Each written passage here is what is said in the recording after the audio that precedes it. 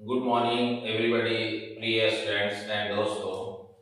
लगभग 38-39 दिनों से ईरान, इजराइल और अमेरिका के बीच में युद्ध चल रहा था। यह युद्ध 28 फरवरी को शुरू हुआ था और इस युद्ध में 28 फरवरी को ही ईरान के जो सर्वोच्च नेता थे इनकी हत्या कर दिया गया। इसके साथ साथ उनके और भी कुछ मंत्री थे, सेनापति थे, उनकी भी हत्या की गई थी, सैनिक प्रमुख की। और इसी के साथ यह युद्ध शुरू हो गया था और उसी समय ईरान ने 40 दिनों के लिए अपने सर्वोच्च नेता की हत्या में शोक दिवस के रूप में घोषित किया था। और लगभग में आज 39 दिन हो गया है और यह युद्ध 39वें दिन में जाकर के शांति वार्ता की ओर बढ़ रहा है। और लगभग में 2 सप्ताह के लिए शांति वार्ता आयोजित करने का एक लक्ष्य रखा गया है और यह शांति वार्ता जो है 10 अप्रैल को होगा। अब यह शांति वार्ता जो है अपने अपने तर्क के आधार पर रखा जा रहा है। ईरान का कुछ अलग तर्क है और अमेरिका के राष्ट्रपति का कुछ अलग तर्क है। अमेरिकी राष्ट्रपति ने अपने तर्क में बोला क्या, हम बता रहे हैं क्या, कि ईरान का जो सर्वोच्च नेतृत्व था उसको हम लोगों ने समाप्त कर दिए, खात्मा कर दिया। इसके साथ साथ ईरान जो परमाणु बम का निर्माण कर रहा है तो उसके जो केंद्र है, मिसाइल का जो उसका मुख्य केंद्र है, उन सभी केंद्रों को ध्वस्त कर दिया गया। यह किसका स्टेटमेंट है? तो यह अमेरिकी राष्ट्रपति का यह स्टेटमेंट है, डोनाल्ड ट्रंप का। दूसरी तरफ ईरान लगभग में इतने दिनों तक अमेरिका का सामना कर रहा था और नेतृत्व के नहीं होने के बावजूद अमेरिका का सामना ईरान कर रहा था और ईरान लगभग में 38 से 39 दिनों तक अमेरिका और इजराइल का सामना किया। कुछ दिनों के बाद वो अपना नेतृत्व बनाए और उस नेतृत्व के बाद जो ईरान का भी सर्वोच्च नेतृत्व संभाले हुए हैं उनका नाम जो है अयतुल्लाह मुज्तबा खामेनेई है और ये खामेनेई के ही पुत्र है जिन्होंने आपको शांति वार्ता के लिए तैयार हो गए हैं। और इस शांति वार्ता को कराने में एक तरफ पाकिस्तान जो है मध्यस्थता के रूप में कार्य किया है, दूसरी तरफ चाइना का भी इसमें बहुत बड़ा योगदान है। चाइना के जो शीर्ष नेतृत्व या राष्ट्रपति है जिनपिंग, उन्होंने ईरान के जो सर्वोच्च नेता है उनसे वार्ता की। इसके बाद यह शांति वार्ता की ओर सीज फायर किया गया है और यह सीज फायर 2 सप्ताह के लिए है और इन दोनों देशों के बीच में 10 अप्रैल को वार्ता इस्लामाबाद में किया जाएगा। तो ये जो शांति वार्ता किया गया है, यह शांति वार्ता में ईरान ने अमेरिका के सामने कुछ शर्त रखा है और वह 10 सूत्री कार्यक्रम है।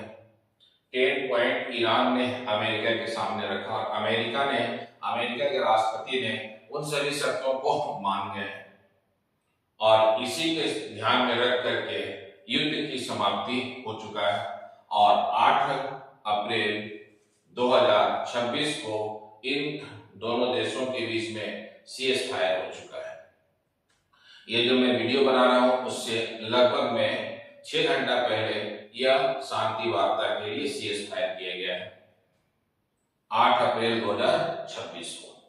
तो ये बहुत ही इंपॉर्टेंट है शांति वार्ता। ईरान ने कौन कौन सा अमेरिका के पास शांति वार्ता रखा है और दोनों देश अपने अपने जीत के लिए ये अपने अपने तर्क दे रहे हैं, उन तर्क को भी देखेंगे। यह जो शांति वार्ता हो रहा है मुख्य रूप से स्ट्रेट ऑफ हार्मुज को लेकर के भी है और स्ट्रेट ऑफ हार्मुज इस युद्ध में सबसे महत्वपूर्ण भूमिका निभाया है जिस पर ईरान ने अधिकार कर लिया था। क्योंकि लगभग में 50% एनर्जी पूरे वर्ल्ड में इस आपको है स्ट्रेट ऑफ हार्मुज से अनेक देशों में जाता था और उन सभी देशों में संकट आ गया। तो सभी देशों में संकट आने के कारण ये अमेरिका पर दबाव पड़ने लगा। दूसरी तरफ अमेरिका पर दबाव पड़ा, अमेरिका ने ईरान पर दबाव डाला और इसी बीच में पाकिस्तान और चाइना ने मध्यस्थता के रूप में कार्य करके सीज फायर कराया गया। तो सीज फायर के संबंध में अमेरिका का पहला तर्क देखते हैं कि उन्होंने अपना जो तर्क रखें इस युद्ध में क्या रखें, क्योंकि डोनाल्ड ट्रंप का शुरू से ही यह तर्क रहा था कि इस युद्ध में अमेरिका विजय हो चुका है, अमेरिका अपने आप को जीत की ओर बढ़ रहा है। वो अपने नागरिकों को, अपने सैनिकों को, अपने अधिकारियों को, अपने मंत्रियों को या सीनेट में या कांग्रेस जो संसद है वहां जानकारी दी है। तो उनका तर्क देखते हैं, 2-3 पॉइंट इंपॉर्टेंट है। उसके अलावा ईरान ने अपना तर्क रखा है, उसको देखेंगे। फिर ईरान ने 10 सूत्री मांग रखा है अमेरिका के सामने, जो अमेरिका ने स्वीकार कर लिया है। तो कौन कौन से 10 सूत्री मांग उसके विषय में भी देखते हैं। तो सबसे पहले इंपॉर्टेंट आप याद रखिएगा, अमेरिका और ईरान के बीच में सीज़फायर 2 सप्ताह के लिए, और यह शांति वार्ता जो होगा 10 अप्रैल 2026 को शांति वार्ता 10 पॉइंट पर चर्चा होगा। पाकिस्तान की राजधानी इस्लामाबाद में शांति वार्ता आयोजित किया जाएगा। जो सबसे इंपॉर्टेंट है, अमेरिकी राष्ट्रपति डोनाल्ड ट्रंप का क्या दावा है, उस दावे को देखते हैं। उन्होंने क्या तर्क दिए हैं इसमें जीत के लिए। नेतृत्व को खत्म कर दिया गया है।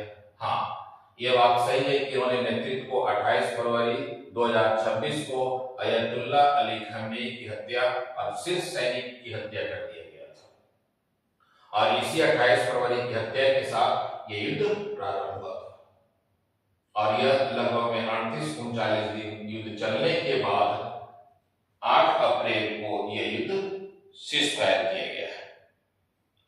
तो पहला तर्क दिया गया कि नेतृत्व को खत्म कर दिया गया। दूसरा, ऑपरेशन इपिक फ्यूरी चलाया गया, जिससे ईरान का जो परमाणु ठिकाना था या ईरान जो बैलिस्टिक मिसाइल का लगातार निर्माण कर रहा है, उसके जो सेंटर थे, उसके जो मुख्य केंद्र थे जहां निर्माण, उसको नष्ट कर दिया गया। यह अमेरिकी राष्ट्रपति या अमेरिका का यह तर्क है। तीसरा क्या हुआ, दबाव की रणनीति पर काम किया गया। अमेरिकी राष्ट्रपति ने लगातार आपको ईरान को धमकी दिया गया कि मैं पाषाण काल तक पहुंचा दूंगा, मैं ईरान को समूल नष्ट कर दूंगा। इस दबाव की रणनीति का भी कुछ परिणाम है कि ईरान ने पर प्रेशर पड़ा और ईरान ने भी शांति वार्ता के लिए तैयार हो गया। तो ये तो हम लोगों ने देखे जो है अमेरिकी राष्ट्रपति या अमेरिका का तर्क जो इसमें दिया गया।